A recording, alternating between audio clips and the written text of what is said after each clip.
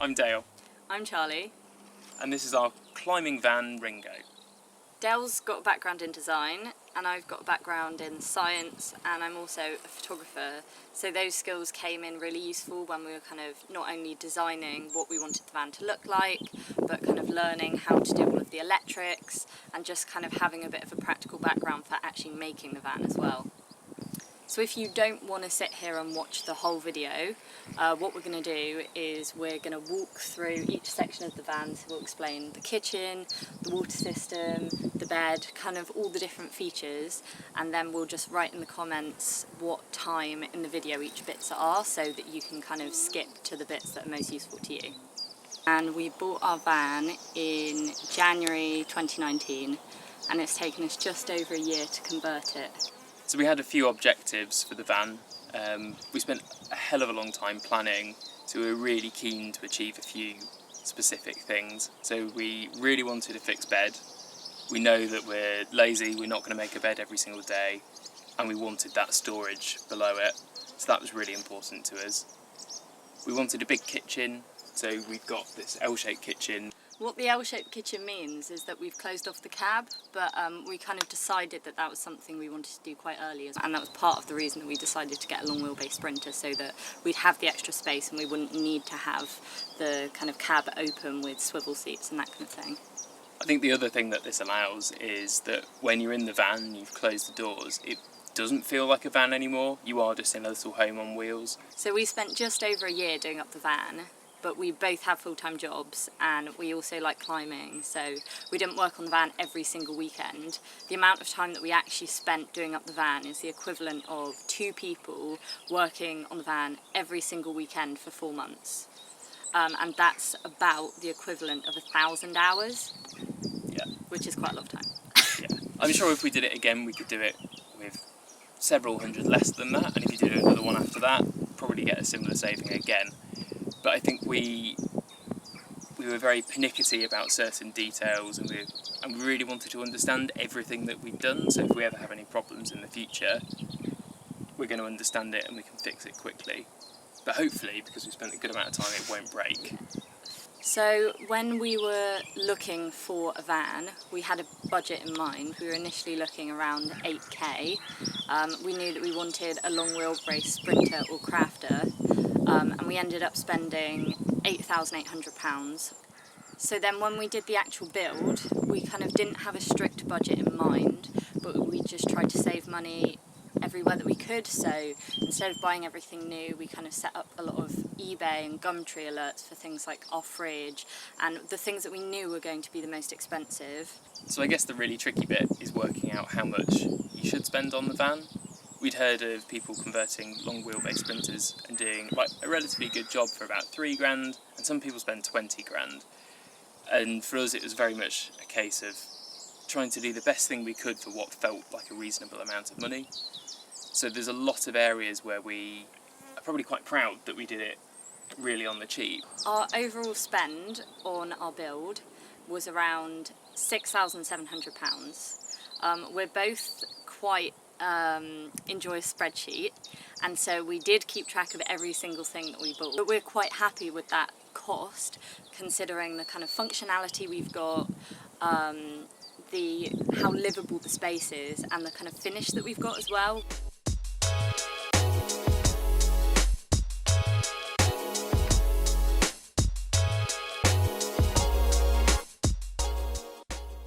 So this is our kitchen. It's a nice big L shape, and the reason we went for that is because we wanted to have loads of room for cooking, storage, and not feel like it was super cramped. We've got a really big sink and a 4-hob cooker, and we just wanted it to feel like a proper kitchen that you'd have in a house, and that it didn't feel really cramped when you're trying to cook. So we've got this shoe storage at the front, which is super useful for just popping our shoes in when we get into the van. We've got these hooks for hanging coats up, so that we can kind of keep the van tidy when we're inside. These are our light switches. They control all of the lights in the van. So this is the front, we've got the back here as well, and then this is the fairy lights. We've also got more light switches by the bed so that we can kind of control them from bed as well. This is our overhead storage. Initially we were planning on having curtains here, but when we hung them up it kind of just looked like there was a tea towel hanging up. So we took that out and we built this, which is really nice. So this kind of opens up and gives us lots of storage above the cab. What we ended up doing was taking out the kind of bit above the cab and chopping it down and putting a platform in, which created this. That was one of the first things that we did in the van, and that's just given us a lot more storage. So then here we've got the sink, which is a mini Belfast sink. It's slightly ridiculous because it does weigh quite a lot, but we always knew that we wanted a Belfast sink just to give us loads of room for kind of washing up and just make it super easy, and it just looks really nice as well. And this is our tap. It's a domestic tap, so we had to find the right fittings to be able to connect it to our water system, but we just wanted to get something that we thought would look really nice in the van. We've got lots of storage around here, so there's kind of cutlery drawers and there's like various storage. We've got a lot more storage kind of under this corner, and the way that's accessed is you kind of go through one of these cupboards and then you can access it through there. So we're just using that storage for kind of extra food that we don't need to get to super often, but it just gives us a lot more room. And this is a spice rack from IKEA, which is what you see in most vans, and they're just really useful for storing lots of different bits and bobs. And then here we've got our overhead storage, which runs kind of the whole length of the van, but it's really useful for just storing kind of kitchen bits. And we've also got plugs in this one as well, so that if we want to put anything on charge we can kind of hide it away. We've also got switches here, and these control our fans overhead. So this one turns on the front fan and this one turns on the back one. The one in the kitchen sucks air out, and then there's one above the bed that kind of pushes air down, and so it just means that it keeps circulation in the van, and it kind of stops condensation. It's good when you're cooking and that kind of thing, and the fan is useful in the summer when it's a bit hot above the bed. This is our 4-ring hob. This is just a normal domestic hob. It's by Neff. We also made this little cookbook holder just out of birch ply and dowling. It's really nice just to have some books next to the kitchen. So this is our skylight. It's a Dometic one, and it kind of has handles so that you can lift it up and pop it open and let some air in. It has a fly net that pulls across here, and there's also a blackout blind that you can pull across for when you're sleeping. It's probably not one of our favourite purchases because when you pull the blackout blind across, it can kind of rattle quite a lot because it's a little bit leaky, so the wind kind of gets through and it makes quite a lot of noise at night. And it's also just quite sticky when you try and pull across the blind. It can kind of get stuck quite a lot, which is quite annoying. The thing that we did do is it kind of came with this big kind of cream moulding, which we didn't really want in the van because we knew that it would kind of look messy and it would just kind of stand out a lot against the ceiling. So we've ended up kind of hiding it beneath our cladding and not putting that kind of surround on, so that it means that it's kind of hidden away a bit more, which looks a lot better. We've got a projector screen that we keep in here, and we've got these 2 little hooks that we've just attached to the ceiling, so we can hook the projector screen on and pull it down, and we'll do a little video of that tonight with the projector all set up and show that to you then.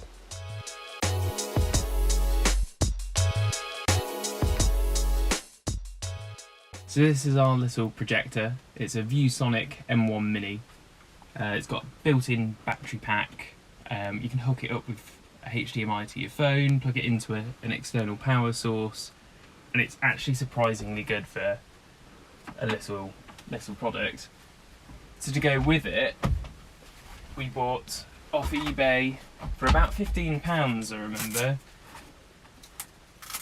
this little roll-out projector screen, which conveniently hooks up into the ceiling.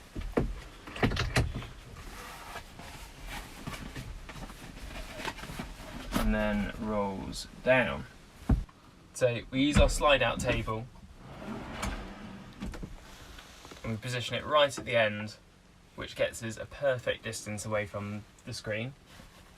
Then use HDMI with an iPhone connector, plug it all in, and then log into Netflix, go through photos and videos from the day.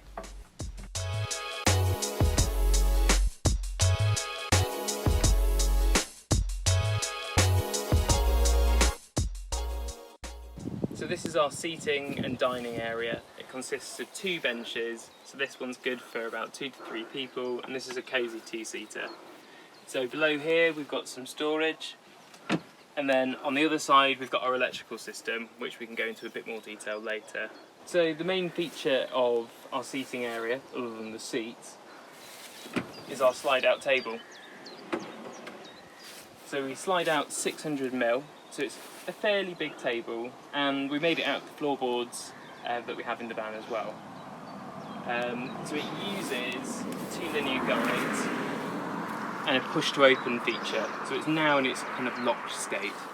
So down here we've got 2 230-volt sockets, and then in that back corner we've got a little heating duct. So below the table we've got an additional drawer for smaller items.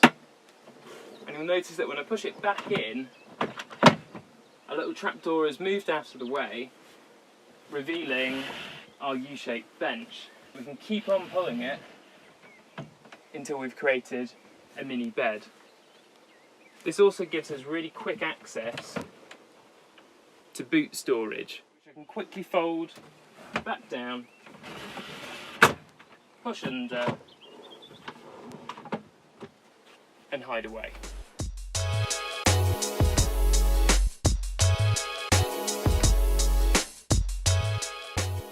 So our electrical system is all below this bench. We've got our 2 180 amp hour batteries on the left, and then all of the other electrics are on the right. So all you need to do is remove this seat, and then we can access all of the systems in here. So at the back of here we've got 3 kill switches, which we can access by just tilting this forward. We've also got a 12-volt fuse box and our VSR, and then more towards the front, the easier to access parts, we've got a gas level monitor, we've got a water level monitor, and the switch for our water pump. We've also got the charge controller here for the solar panels. We've got the battery monitor so that we can see the state of the batteries, and we've also got the thermometer for the heater. The battery monitor that we decided to buy is a Victron battery monitor. The solar panels and the charge controller are also Victron, and they have some apps so that you can go on your phone and you can see the level of the batteries on your phone, and you can get a lot more information. So it means that when we want to check the level of the batteries, we don't have to keep coming in here, we can just check everything on our phone. So underneath all of this is our inverter. It's an 800 watt Sterling power inverter.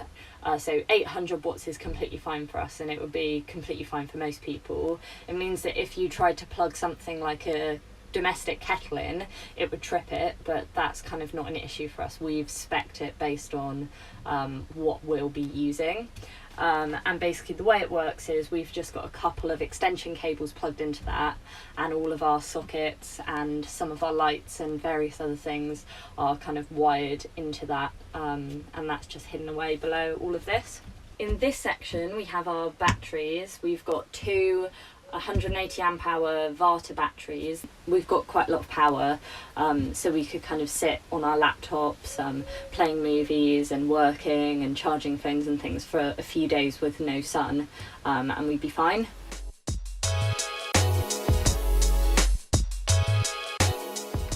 This is the top of our van.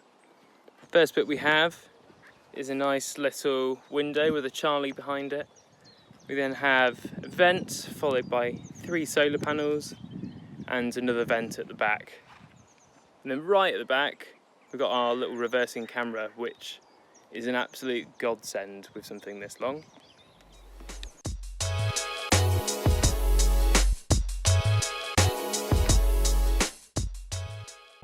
So this is our bed. We went for a standard double bed lengthways, and that's because Dale's quite tall. That's part of the reason that we decided to buy a long wheelbase. But what it means is that we can just put a standard mattress in, and it gives us a lot of storage space next to the bed. So we decided to make this really nice little bedside table. But what it also means is that it lifts up here, and we've got some really deep storage space for kind of clothes and like lots of various bits and bobs, and it's super easy to access. So the overhead storage continues the full length of the van, and that means that we get lots of useful storage space above the bed as well. The other thing that I was really keen to do, because I love plants, was to have some of it open. So we created this little plant space here, and we just put a bit of doweling across, and it means that we can have a plant. It kind of, if you get the right size pot, it will stay in space while you're driving around, and it's just really nice to have a bit of greenery in the van. So here we've got more light switches and plugs. We were really keen to put light switches in the bedroom as well, so that we could turn off the bedroom lights and the fairy lights from bed, and we wouldn't have to get up and go to the kitchen to turn those off. We've also got more plugs here so that we can just charge our phones in bed.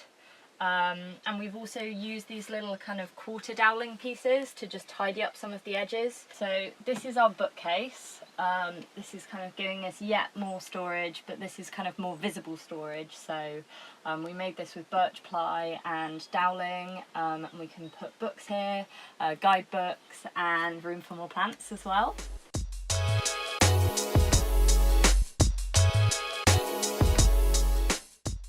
So I've got the glamorous job of talking through the boot space. We're going to have a look at the water system, the gas, our shower, and just general storage. So we have a 65 litre water tank which feeds the tap in the main bit of the van and the shower here.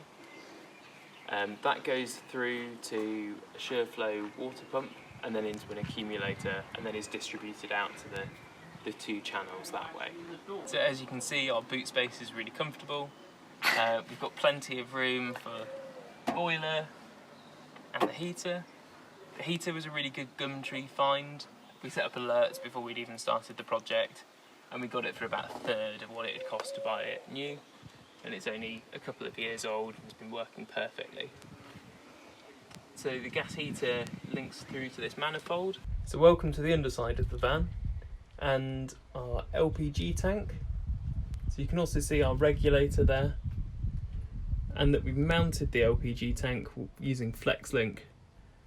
So we have a Camplux outdoor shower, and I'm emphasising the outdoor bit, and that's why we've got it really close to the exit of the van. We don't have a chimney or any ducting coming off it, so it does need to be in a ventilated area.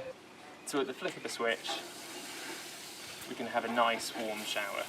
So we've got both our water and our LPG fill points in this location. So we can just lift it up, unscrew the cap, add the funnel in, hook it on there and pour the water in. It's nice and simple. LPG was a little bit more complex. Initially you might notice that we have a hole here, and we did have the fill point there, but when you attach the large nozzle you have to rotate it around, and we found that it ended up clashing on the sides here. So we've now just moved it to this location.